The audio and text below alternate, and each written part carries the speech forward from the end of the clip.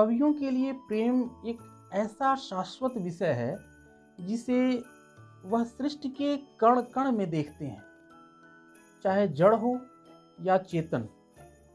इंसानों में भी सभी के जीवन में कभी न कभी ऐसा पल अवश्य आता है जब हृदय प्रेम से आप्लावित हो जाता है और प्रेम मन में गीत बन करके फूट पड़ता है।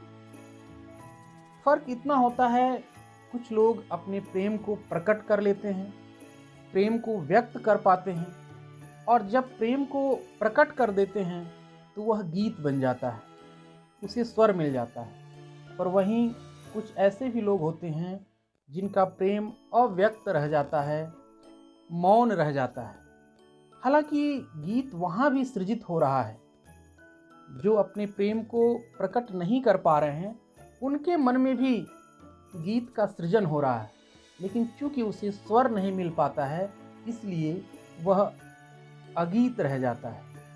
जिस प्रेम को गा दिया गया वह गीत बन गया और जो प्रेम अव्यक्त रह गया, मौन रह गया, वह अगीत बन गया। आज इसी भाव से जुड़ी एक कविता लेकर के हम प्रस्तुत हुए हैं, जिसके कवि हैं रामधारी सिंह दिनकर और कविता का शीर्षक है गीत अगीत।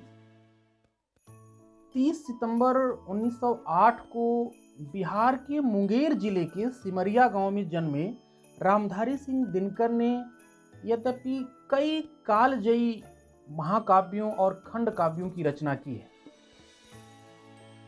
जो काफी लोकप्रिय हैं, लेकिन उन्होंने जीवन के कई छोटे छोटे भावों को लेकर के मुक्तक कविताओं का भी सृजन किया है जिनका सौंदर्य भी अनमोल है।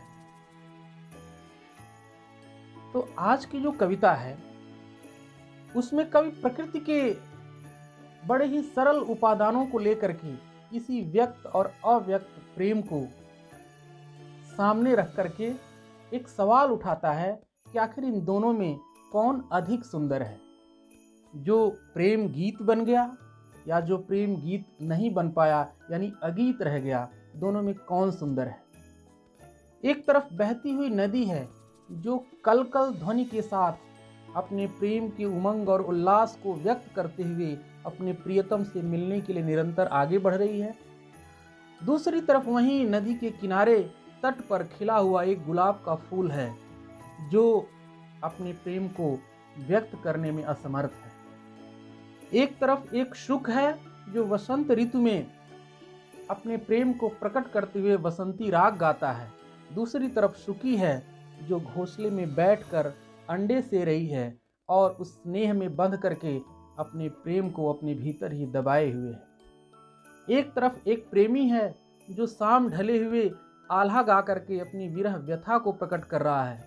दूसरी तरफ उसकी प्रेमिका है जो नीम की ओट से उसे देखती तो है लेकिन सबके सामने अपने प्रेम को प्रकट नहीं कर सकती। तो आइए देखते हैं इस कविता को। गीत अगीत कौन सुंदर है, गीत अगीत कौन सुंदर है, गीत अगीत कौन सुंदर है, गीत अगीत कौन सुंदर है।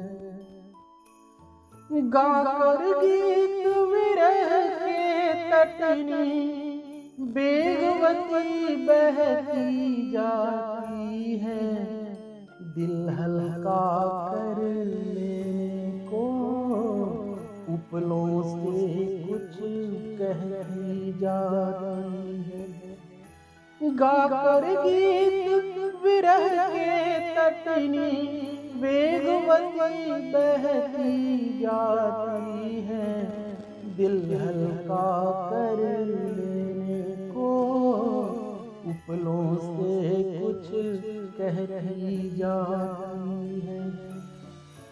तट पर एक गुलाब सोचता, तट पर एक गुलाब सोचता, देते स्वर यदि मुझे विधाता, अपने पतझड़ के सपनों का मैं भी जग को गीत सुनाता। अपने पतझड़ के सपनों का मैं भी जग को गीत सुनाता। गा गा कर बह रहे निर्झरी, गा गा कर बह रहे निर्झरी, पाटन मूक खड़ा तट पर है। गीत अगीत कौन सुंदर है, गीत अगीत कौन सुंदर है, गीत अगीत कौन सुंदर है, गीत अगीत कौन सुंदर है। बैठा शुशु उस घनी डाल पर, जो पोते पर छाया देती। बैठा शुशु उस घनी डाल पर, जो पोते पर छाया देती। पंख फुला नीचे खोते में, शुकी बैठ अंडे हैं। पंख फुला नीचे खोते में, शुकी बैठ अंडे हैं। गाता शुशु जब किरण बसंती, छूती अंग पर से छनकर। गाता शुशु जब किरण बसंती, छूती अंग पर से छनकर। किंतु शुकी के गीत उमड़ कर रह जाते हैं स्नेह में सनकर।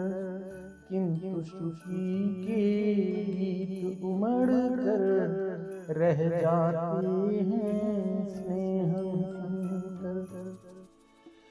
गूंज रहा शुक का स्वर वन वन में, गूंज रहा शुक का स्वर वन वन में। फूला मगन शुकी का पर है, गीत अगीत कौन सुंदर है, गीत अगीत कौन सुंदर है, गीत अगीत कौन सुंदर है, गीत अगीत कौन सुंदर है। दो प्रेमी हैं यहाँ एक जब, बड़े साँझ आल्हा गाता है। दो प्रेमी हैं यहाँ एक जब, बड़े साँझ आल्हा गाता है। पहला स्वर उसकी राधा को घर से यहाँ खींच लाता है। पहला स्वर उसकी राधा को घर से यहाँ खींच लाता है। चोरी चोरी खड़ी नीम की छाया में छिप कर सुनती है। हुई न क्यों मैं कड़ी गीत की, विधनायों मन में गूंजती है। हुई न क्यों मैं कड़ी गीत की, विधनायों मन में सुनती है। वह गाता पर किसी वेग से, वह गाता पर किसी वेग से।